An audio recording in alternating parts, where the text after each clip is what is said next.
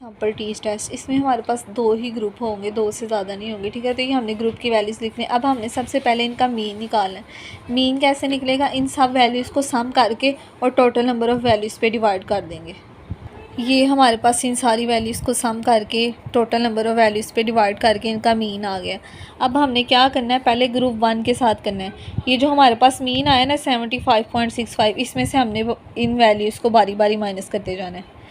इसके मीन में से इन सारी वैल्यूज़ को माइनस करते जाना है और इसके मीन में से इन सारी वैल्यूज़ को माइनस करते जाना है। ठीक है, ऊपर हमने चारों इकट्ठे बना लिए हैं। जैसे कि पहले हमने इसका मीन निकाला है ना, तो मीन निकालने के बाद हमने इसकी वैल्यू को साथ साथ स्केयर करते जाना है। यानी कि हमने 75.65 में से 75 को माइनस करके यहाँ लिखना है। जो माइनस करके हमारे पास वैल्यू आएगी उसका हमने साथ साथ स्केयर लेते जाना है। ठीक है, एक हमने ग्रुप ए के लिए बनाना है टेबल और एक हमने ग्रुप बी के लिए टेबल बनाना है। ये मेरे पास 75.65 में से इन सारी वैल्यू को माइनस करके ये आ गया। अब इन्हीं वैल्यूज़ को हमने स्केयर करते जाना है। तो ये हमने निकाल लिया स्केयर करके, इन वैल्यूज़ को स्केयर करके हमारे पास ये आया। तो इसके साथ साथ ही हमने इनका सुमेशन भी नीचे निकालते जाना है। ठीक है, अब इसी तरह ग्रुप 2 की वैल्यूज़ में के मीन्स में से ना, यानी कि 85.2 में से मैंने इन सारी वैल्यूज़ को माइनस करना है और यहाँ लिखना है और फिर उन्हीं वैल्यूज़ का मैंने स्केयर लेते जाना है और उनका टोटल निकालना है। इसी तरह मैंने वाई की वैल्यूज़ को मीन में से माइनस करके और उनका स्केयर भी निकाल लिया। तो नीचे इन सब का टोटल साथ साथ लिख लेना है।